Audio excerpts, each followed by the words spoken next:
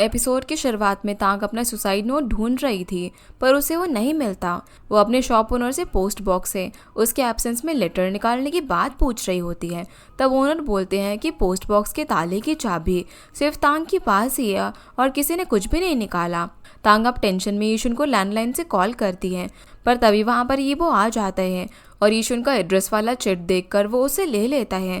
तांग को समझ आ जाता है कि उसके साथ नेक्स्ट क्या होने वाला है। दूसरी तरफ ईशुन को दोंग मारता है। बाओ बोलता है कि उनकी वजह से शियांग के पैर में चोट लगी है, इसीलिए अब दोंग को भी ईशुन और हाओ का पैर तोड़ना पड़ेगा। अगर वो नहीं कर पाया तो उसके आदमी कर देंगे। दोंग अपने ब्रदर्स के साथ ऐसा नहीं कर पाया, इसीलिए वो बाओ को 10,000 युआन देने के लिए राजी हो जाता है, जो कि उन सब ने मिलकर बोट खरीदने के लिए सेव किए थे। ईशुन और हाओ मना करते हैं, पर बाओ बोलते हैं कि वो एक ही टीम में हैं और उन्हें झगड़ा नहीं करना चाहिए। बाओ के जाने के बाद उसके आदमी सडनली उन पर हमला कर देते हैं और पूरी शॉप को तोड़ देते हैं और ये उनका प्लान होता है ताकि बाओ दोंग से बदला ले सके। दूसरी तरफ येबो तांग को अपनी ग्रैंडमा की फोटो के सामने नील डाउन करके उससे माफ़ी मांगने के लिए बोलता है और खुद रोते हुए बोलता है कि तांग भी उसकी मॉम की तरह ही है और अब उसके पास पैसे भी नहीं है। वो अब और ज़्यादा तांग को संभाल नहीं सकता। तांग देखती है कि ग्रैंडमा की फ़ोटो के सामने जो पैसों से भरा हुआ बॉक्स है, जो कि किसी के मरने के बाद लोग मरे हुए इंसान के नाम पर दान देते हैं, वो डिब्बा लेने वाला था, पर तांग उससे वो छीन लेती है। उन दोनों की खींचातानी में ग्रैंडमा की फोटो गिरकर टूट जाती है। ये देखकर तांग को बहुत मारता है। वो उसे एक जानवर की तरह मार रहा था। इधर से हाओ को देखकर रोने लग जाती है। उसकी शॉप को भी बाओ के आदमी ने तोड़ दिया था। सेन हाओ को हॉस्पिटल ले जाने का ट्राई करती है, पर उसकी डिसेबिलिटी के कारण वो उसे लेकर गिर जाती है और रोने लग जाती है। वो हाओ को सॉरी बोलती है, वो कुछ भी नहीं कर सकती। तब हाओ उसे ऐसा बोलने से मना करता है और उसे हमेशा प्रोटेक्ट करने का प्रॉमिस करता है। दोनों एक दूसरे को हक करते हैं और ये सीन बहुत ज़्यादा इमोशनल था। वहीं तांग के घर की हालत काफ़ी ख़राब होती है। येबो ने उसे मार मार कर सारे घर का सामान भी तोड़ दिया था। वो अपनी ग्रैंडमा की टूटी हुई तस्वीर को लेकर रोने लग जाती है। थोड़ी देर बाद तांग ईशुन से मिलने के लिए जाती है। उसके घर के दरवाजे पर खून लगा हुआ था। वो जोर जोर से ईशुन को बुलाने लग जाती है। ईशुन उसके पीछे खड़ा हुआ था, तो तांग देखती है कि ईशुन को काफ़ी चोट लगी है। वो ईशुन को कहती है वो शॉप में भी गई थी, वहाँ पर सब कुछ टूटा हुआ था और ये खून लगा था, इसलिए वो काफ़ी डर गई। तब ईशुन बोलता है कि कुछ नहीं, वो सिर्फ एक नॉर्मल सी फाइट हो गई थी। तांग अब ईशुन की चोट पर मेडिसिन लगा रही होती है। तभी वो उसे बहुत प्यार से देख रहा था। तांग उसे वापस स्कूल आने के लिए बोलती है, तो ईशुन एग्री करता है कि वो वापस स्कूल ज्वाइन करेगा। ईशुन अब तांग के हाथ पर चोट देखता है और पूछता है कि क्या येबो ने उसे मारा, पर तांग जवाब नहीं देती और उसे अपना ध्यान रखने को बोलकर चली जाती है। येबो जो कि गैम्बलिंग कर रहा था, ईशुन उसके साथ जाकर बैठ जाता है और उसके साथ खेलने वाले बाकी लोगों को बोलता है कि क्या येबो एक अच्छा इंसान है जिसके साथ वो लोग खेल रहे हैं। ये देखकर येबो उस पर गुस्सा कर रहा था। तभी ईशुन बोलता है कि दोंग उसे ढूंढ रहा है और बाओ भी। वो कब तक भला उसे पैसे देगा या फिर वो जाकर बाओ को उसका एड्रेस दे दे। येबो उसे रिक्वेस्ट करता है कि वो उसे कुछ टाइम दे दे और वो पैसे रिटर्न कर देगा। अब ईशुन मान जाता है, पर कहता है कि अगर उसने फिर कभी तांग के ऊपर हाथ उठाने की कोशिश करी तो वो उसे जिंदा नहीं छोड़ेगा। येबो ये सुनकर शॉक हो जाता है और ईशुन वहाँ से चला जाता है। तभी शियांग वहाँ पर अपने आदमी के साथ येबो के पास आ जाता है। अगले सीन में अब तांग अपने रूम में होती है। तब वो देखती है कि येबो घर वापस आकर अपना सामान लेकर वहाँ से चला जाता है। अगली सुबह ईशुन तांग के घर के सामने आता है उसे डम्पलिंग्स देने के लिए। तांग बोलती है कि उसे डम्पलिंग्स पसंद नहीं है, तो ईशुन बोलता है कि उसने कॉल क्यों किया था। तांग उसे अपने सुसाइड नोट के खोने के बारे में बताती है। फिर ईशुन उसे अभी स्कूल जाने के लिए बोलता है और वो इस बारे में बाद में बात करेंगे। वहीं तानशिन दोंग की शॉप में आती है। सब कुछ टूटा हुआ देखकर दोंग से ईशुन के बारे में पूछती है, पर जैसे वो देखती है कि दोंग को चोट लगी हुई है, तो दोंग बताता है कि ईशुन वापस स्कूल जाएगा क्योंकि वो उसे अपनी तरह जिंदगी बिताते हुए नहीं देख सकता। जो सुनकर तानशिन बिना कुछ बोले वहाँ से चली जाती है। फिर ईशुन और हाओ दोंग के पास माफ़ी मांगने के लिए आते हैं। दोंग भी उसे ये सब बोलने से मना करता है और कहता है कि उसे थोड़ा सा टाइम चाहिए। दोंग वहाँ से फिर अपने रूम में जाकर दरवाज़ा बंद कर लेता है। इधर तांग जब स्कूल में वापस आती है तो ईशुन को पोस्ट बॉक्स के सामने देखती है। तांग बोलती है कि यहीं से लव लेटर आया था और अब उसका सुसाइड नोट गायब है। ईशुन कहता है कि शायद उनके साथ ना कोई मजाक कर रहे हैं, पर तांग को फिर भी डाउट हो रहा था, इसलिए दोनों मिलकर प्लान करते हैं। और एक ब्लैंक लेटर बॉक्स के अंदर डाल देते हैं। दोनों छुपकर रात को वेट करने लग जाते हैं कि कौन लेटर लेने के लिए आता है, पर बहुत टाइम बीतने के बाद भी कोई नहीं आता। तांग अब थक कर यीशुन के शोल्डर पर सर रख कर सो जाती है। यीशुन शॉक होता है पर फिर भी वो स्टिल बैठा रहता है ताकि तांग को कोई तकलीफ ना हो। तांग उठ जाती है और यीशुन को बोलती है कि बहुत रात हो गई है, उन्हें अभी घर चले जाना चाहिए। फिर दोनों घर आ जाते हैं। अगले दिन तांग यीशुन के लिए डम्पलिंग लेकर आता है। दोनों एक दूसरे को देखकर स्माइल करते हैं। यीशुन डम्पलिंग्स देखकर अब जाने लग जाता है और कहता है कि आज वो बुक शॉप के बाहर वेट करेगा, तो तांग उसे हाँ बोलती है। फिर तांग अपने क्लास में जाकर देखती है कि शानजुन ने उसकी और यीशुन की बहुत सी ड्राइंग्स ब्लैक बोर्ड पर बना रखी थी। तांग उस पर ध्यान नहीं देती, पर श्यामजन फिर भी उसे बुली करने का ट्राई कर रहा था। तभी वहाँ पर तांग की एक फ्रेंड आकर उसे मिटा देती है, जो देखकर तांग स्माइल करती है। अब तांग और यीशुन लेटर बॉक्स से वो फेक लेटर निकालते हैं जो कि वहीं पर था। दोनों को समझ नहीं आता कि ये सब क्या हो रहा है। तांग वो लेटर को वापस से रीड करती है जो कि उसे यीशुन ने दिया था। यीशुन तांग के लिए बर्न्स लेकर आया होता है। दोनों उसे हाफ शेयर करके खाते हैं। तांग बोलती है कि ये लव लेटर जेन्युइन है, किसी ने बहुत प्यार से इसे लिखा हुआ है और इस लेटर में जो स्टैम्प है वो उसके शॉप में मिलती है। इसका मतलब कोई उसके शॉप में बहुत बार आया है और वो तांग को अच्छे से जानता है। यीशुन को जेलसी हो रही थी। वो बोलता है कि अब तो मुझे उसे ढूंढना ही पड़ेगा। फिर दोनों वापस से वहीं पर बैठ जाते हैं। तांग को ठंड लग रही थी तो यीशुन उसे अपनी जैकेट देता है। तांग यीशुन से उसके पास्ट के बारे में पूछती है कि वो भला फाइट क्यों करता रहता है। तो यीशुन बोलता है कि जब वो 16 साल का था तब उसको कुछ लड़कों ने बुली किया था, इसलिए उसने उनसे फाइट की और उसे फिर रिफॉर्म स्कूल में भेज दिया गया। और जब वो बाहर आया तो उसके पास खाने के लिए कुछ भी नहीं था। तब डोंग ने उसे सब कुछ दिया और उसके लिए तो यही लाइफ है। तांग उसे वापस स्कूल जाने के लिए बोलती है, अपनी लाइफ के बारे में सोचने के लिए बोलती है, जिस पर यीशुन एग्री करता है। तांग उसे स्कूल में अब एक न्यू हेयर स्टाइल करके आने को कहती है ताकि वो स्टूडेंट जैसा लगे, जिसके लिए भी वो मान जाता है। तांग ये भी कहती है कि यहाँ पर बैठकर कुछ नहीं होगा, उन्हें वापस से चले जाना चाहिए। तो यीशुन कहता है कि वो उसे घर छोड़ देगा। अब वापस से टाइमलाइन 2026 में आती है, जहाँ पर नियान शेन को लेकर पोस्ट बॉक्स के सामने खड़ी थी। वहाँ पर गुआन भी होती है। नियान उसे सब कुछ बताती है, लेटर और जियोंग के गायब होने के बारे में, पर शेन को सब कुछ फेक लग रहा था। वो उन दोनों पर ही इल्ज़ाम लगाता है उसकी मॉम के खो जाने के पीछे। तब वहाँ पर फिर से वही कैट आ जाती है और जब शेन के हाथ में वही सुसाइड नोट था तो गुआन उसे लेटर बॉक्स में डाल देता है। अब ईयर 1991 में यीशुन और तांग को बॉक्स में से कुछ आवाज़ आती है। दोनों भागते हुए वहाँ पर आते हैं। वहाँ पर वो कैट भी मौजूद थी। यीशुन की से जैसे ही लेटर बॉक्स को ओपन करती है तो उसके अंदर उसका सुसाइड नोट था। दोनों ये देखकर शॉक और फियर के साथ एक दूसरे को देखने लग जाते हैं, क्योंकि ये उसका वही सुसाइड लेटर था जो कि खो गया था। तांग तो काफ़ी ज़्यादा शॉक थी और वहाँ पर उसे लेटर का कवर नहीं मिलता।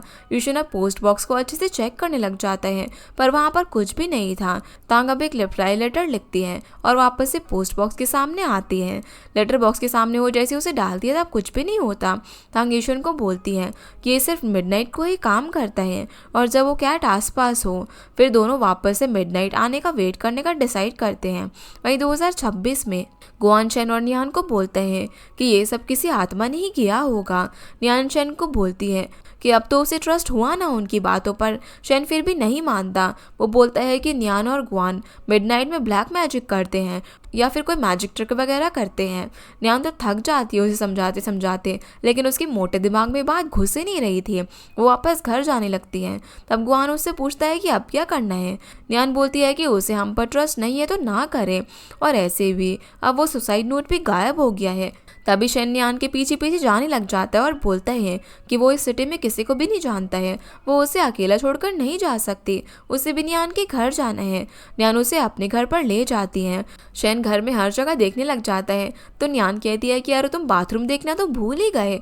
तब जाकर अब शेन को उस पर ट्रस्ट होता है कि उसकी मॉम उसके पास नहीं है और कहता है कि अब वो उसके साथ में अपने पेरेंट्स के बारे में पता लगाएगा और कुछ भी सीक्रेट नहीं रखेगा। तो नियान उसे उसके डैड के गुम होने के बारे में सब कुछ बता जाती हैं, उनका नाम फेक होने के बारे में भी।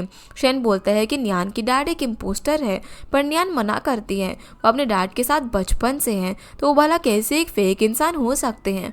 शेन बोलते हैं कि उसके अब्रॉड जाने के बाद ज़्यादा उसकी मॉम से उसकी बात नहीं हुई और उसके डैड के साथ मॉम का रिलेशनशिप भी अच्छा नहीं था।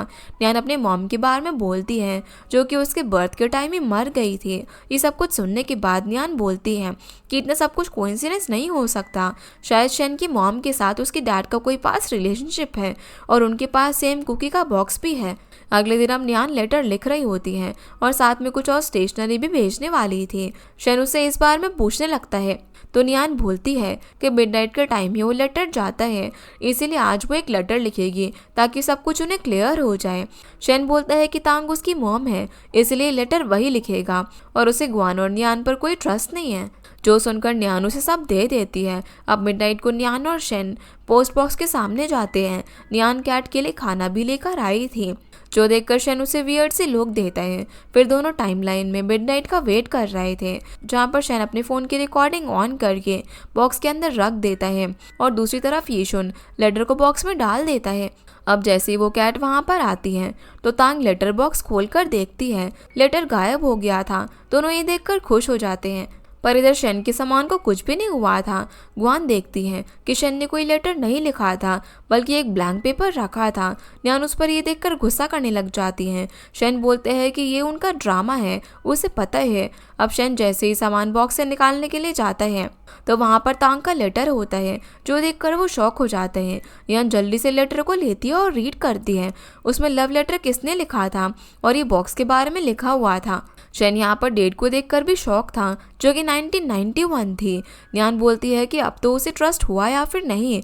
शेन बोलता है कि ये 35 साल के टाइमलाइन को कनेक्ट करता है, भला ये कैसे पॉसिबल है। अब नियान एक रिप्लाई लेटर लिखने का डिसाइड करती है और उसे एक वाटर स्पाउट जो कि 23 सितंबर को मेवान में होने वाला है उसके बारे में लिखती है, ताकि तांग कंफर्म कर सके कि 1991 और 2026 का टाइमलाइन कनेक्ट हो गया है। तब शेन बोलता है कि अगर कैलकुलेशन करें तो 2026 का टाइम 1991 से स्लो चल रहा है, यानी कि 2026 का एक दिन 1991 के 2 दिन होंगे। नियान बोलती है कि अगर ऐसा है तो वो एक बार फिर से किसी और फ्यूचर इवेंट के बारे में लिखकर भेज देगी, लेकिन उसे अभी ये ट्राई करना ही है।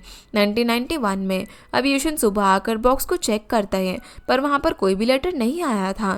तांग बोलती है कि मिडनाइट को ही आएगा, तो यूशन बोलता है कि वो आज तानशिन से मिलने के लिए जाएगा, वापस स्कूल ज्वाइन करने के लिए। ये सुनकर तांग खुश हो जाती है और जल्दी स्कूल ज्वाइन करने के लिए उसे बोलती है। वहीं येशुन अब तानशिन से मिलने के लिए आता है और उसे सॉरी बोलता है, साथ ही उसे एक और चांस देने के लिए कहता है। तो तानशिन उसे वापस स्कूल आने के लिए बोल देती है। येशुन उसे दोंग से मिलने के लिए भी बोलता है, क्योंकि दोंग उससे और हाउस से तो बात ही नहीं कर रहा था। शॉप के टूटने के बाद दोंग काफ़ी ज़्यादा सैड है, तो तानशिन बिना रिप्लाई दिए वहाँ से चली जाती है और सीधा दोंग से मिलने के लिए जाती है। दोंग बोलता है कि क्या वो उसे मोक करने के लिए आई है। तब तानशिन बोलती है कि उसे लगा कि दोंग ने शॉप ओपन किया होगा, वो अब एक नॉर्मल लाइफ स्पेंड करेगा, लेकिन उसे फाइट ही किया और अब वो गिव अप क्यों कर रहा है, भला उसे वापस से शॉप ओपन करनी चाहिए। दोंग बोलता है कि उसके पास अभी कुछ भी नहीं है, बोट के पैसे भी चले गए, उन्हें बाव ले गया। तो तान उसे पैसे देती है वापस से शॉप ओपन करने के लिए, और वो ये पैसे फ्यूचर में उसे वापस ज़रूर लेगी।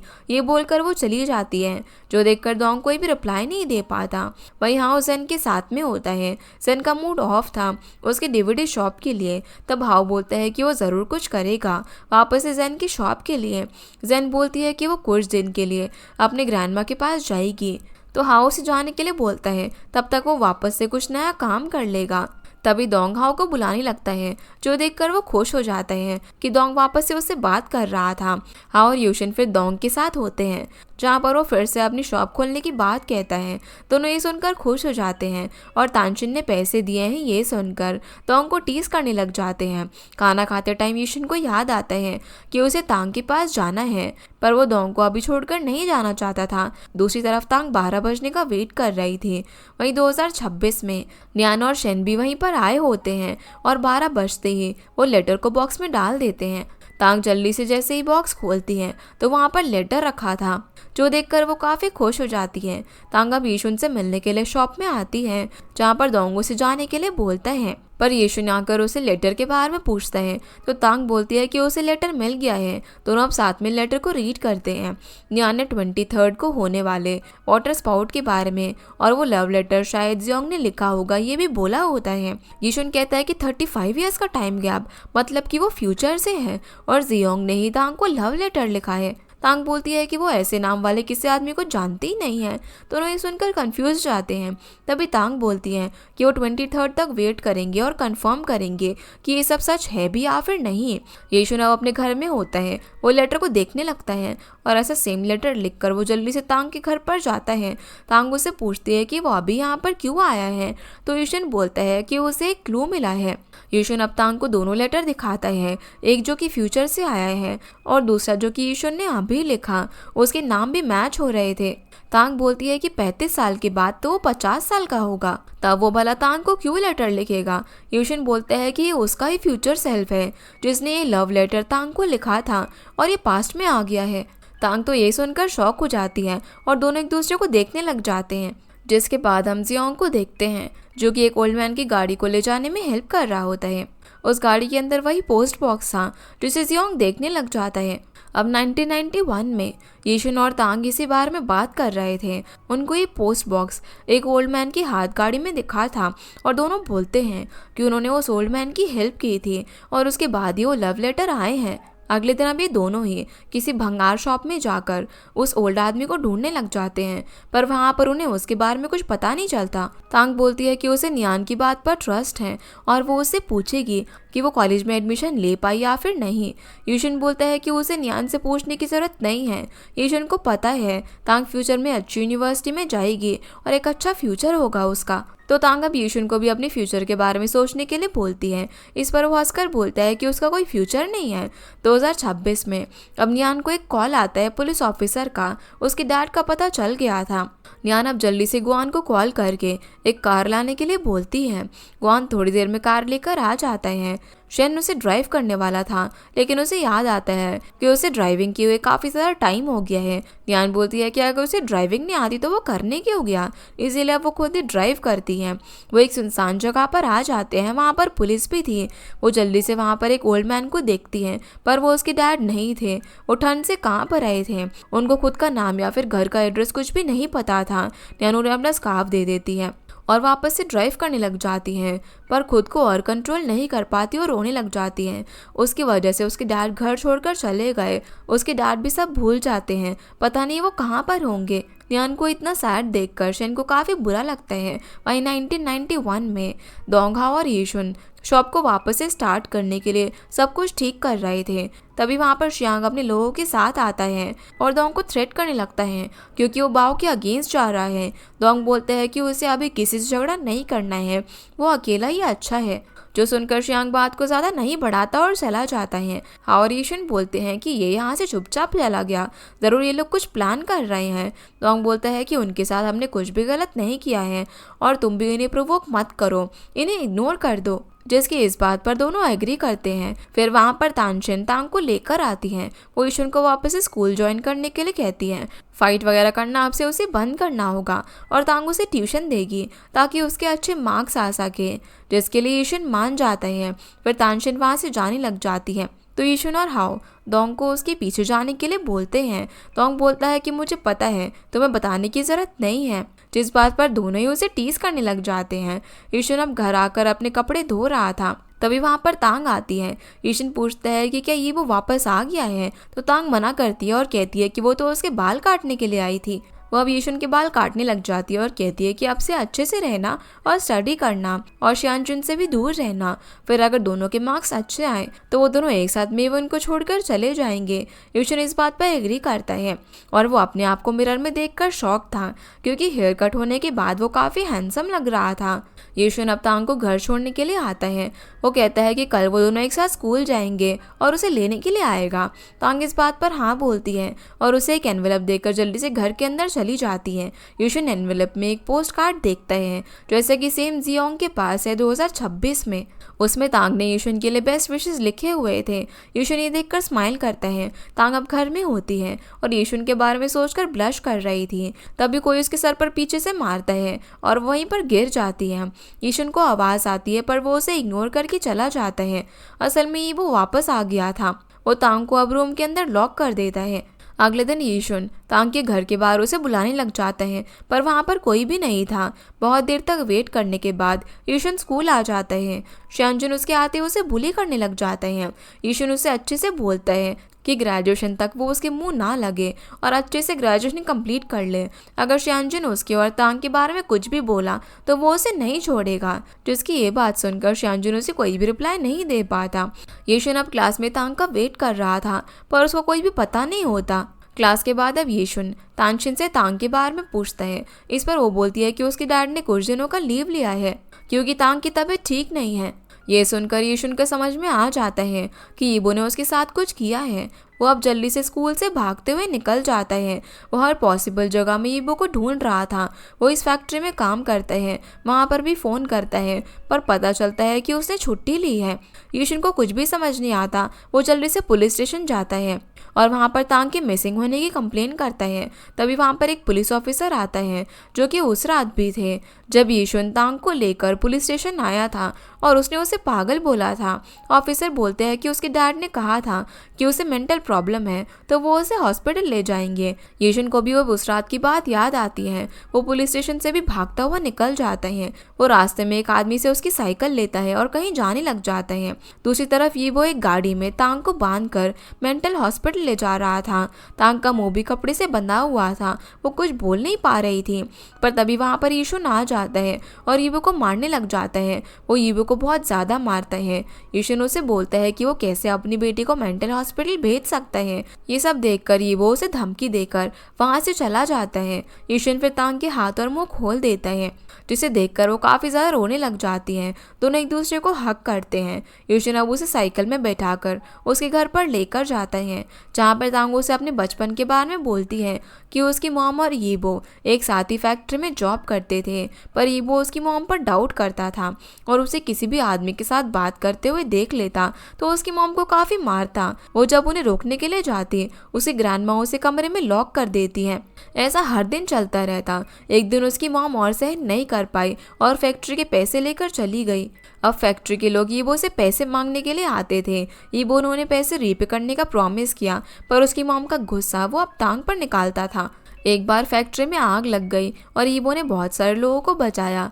उसके लिए उसे अवार्ड भी मिले। अगर पड़ोसी को कुछ ज़रूरत पड़ती तो यीबो उनकी मदद करता। ऐसे वो सोसाइटी में अपनी इमेज बहुत अच्छी बना के रखता है। अब अगर वो उसके रियल नेचर के बारे में किसी को बताती हैं तो कोई इस पर ट्रस्ट नहीं करता। इसीलिए उसके ग्रैंडपा ने मरने से पहले वो घर तांग के नाम कर दिया था और यीबो अब वो घर उसे लेना चाहता है। इसीलिए वो उसे पागल बनाकर हॉस्पिटल भेज देता है जिससे कि वो घर उसका हो जाएगा। यूशन बोलता है कि उसके फैमिली ने तो उसके लिए कुछ भी नहीं छोड़ा था जब वो 4 इयर्स का था। उसकी मॉम ने बोला कि उसके डैड कहीं पर चले गए हैं, वो उन्हें ढूंढ कर ले आएगी पर वो कभी भी नहीं आई। 4 इयर्स का यीशुन भूखा रास्ते में खाने के लिए निकल गया। उसने डस्टबिन से खाना खाया। तब तानशिन की मॉम उसे ऑर्फनेज में ले गई और वहाँ पर उसका ध्यान रखा। वो हमेशा से चाहती थी कि यीशुन अच्छे से स्टडी करे पर स्कूल में सभी लोग उसे बुली करते थे। एक बार किसी ने उसकी बुक्स को टॉयलेट में फेंक दिया था तब उसकी फाइट हो गई और उसे रिफॉर्म स्कूल में भेज दिया था। फिर जब वो वहाँ से बाहर आया तब दोंग के साथ रहने लगा। तानशिन भी दोंग को पसंद करती थी लेकिन वो फाइट करता था और यीशुन भी उसी की तरह करने लग गया। इसीलिए तानशिन ने दोंग से ब्रेकअप कर लिया और हाओ के डैड एक मर्डरर थे। इसीलिए उसकी मॉम और उसको उसके विलेज से निकाल दिया गया था। उनको काफ़ी परेशान किया लोगों ने जिसकी वजह से हाओ की मॉम ने सुसाइड कर लिया। तांग ये सब सुनकर बोलती है कि सबकी लाइफ कितनी मिजरेबल है तो यीशुन बोलता है कि उस दिन जब उसकी बाव के आदमियों के साथ फाइट हुई थी। जब तांग उसके घर पर आ गई और उसे बोल रही थी, तब उसे रियलाइज़ हुआ कि एक फैमिली होती है तो कैसा फील होता है।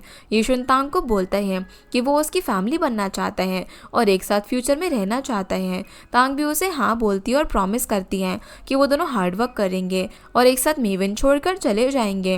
दोनों अब एक साथ स्कूल जाने लग जाते हैं, बीच पर एक साथ एंजॉय करते हैं। यीशुन तांग को साइकिल चलाना भी सिखाता है। तांग भी यीशुन को मैथ सिखाती है, पर यीशुन को समझ ही नहीं आ रहा था तो तांग को उसे बार बार समझाना पड़ जाता है। अब ऐसे ही 23 सितंबर आ गया था। वो दोनों सी साइड पर वेट कर रहे होते हैं। यीशुन बोलता है कि उसे नहीं लगता कि कोई वाटर स्प्राउट आएगा, शायद डेट्स में कुछ मिक्स हो गया होगा। दोनों इस बात से अपसेट हो जाते हैं, पर तभी ओशन में एक बहुत ही बड़ा वाटर स्प्राउट होता है। दोनों ये देखकर चौंक जाते हैं। तांग अब जल्दी से लेटर का रिप्लाई लिखती है और बोलती है कि यहाँ पर आज वाटर स्प्राउट हुआ और उसे जियोंग के बारे में कुछ भी नहीं पता है। दोनों अब लेटर को पोस्ट कर देते हैं। वहीं 2026 में न्यानशन को लेटर दिखाकर बोलती है कि तांग ने बोला है उसे एक लव लेटर मिला है, पर वो किसने भेजा। तो शेन बोलता है कि शायद उनके अलावा भी कोई और इस पोस्ट बॉक्स का यूज़ कर रहा है, और वो कहता है कि वो न्यान से अपोलोजाइज करना चाहते हैं क्योंकि उसने पहले उस पर ट्रस्ट नहीं किया। लेकिन जो पर्सन रिप्लाई लिख रही है वो उसकी मॉम है या फिर नहीं, इसीलिए वो तांग से कुछ पर्सनल बात करने वाला है और वो चीज़ें वो न्यान को नहीं बता सकता। न्यान भी इसके बाद समझ जाती है और उसे जाने देती है, जिसके बाद शेन अपने लेटर को पोस्ट करता है। कुछ देर बाद शेन वापस आता है और जल्दी से अपना सामान लेकर जाने लग जाता है। न्यान उससे पूछती है कि क्या हुआ, तब चैन बोलता है कि उसे पूछे वापस जाना है, उसकी मॉम का पता चल गया है। और इसी के साथ हमारा ये एपिसोड यहीं पर ख़त्म हो जाता है। तो गाइस, ये थी आज की वीडियो एंड होप आप लोगों को ये वीडियो पसंद आई होगी। तो इस वीडियो को लाइक कर चैनल को सब्सक्राइब ज़रूर कीजिएगा। आपसे फिर मिलते हैं इस ड्रामा के अगले एपिसोड में, तब तक के लिए गुड बाय।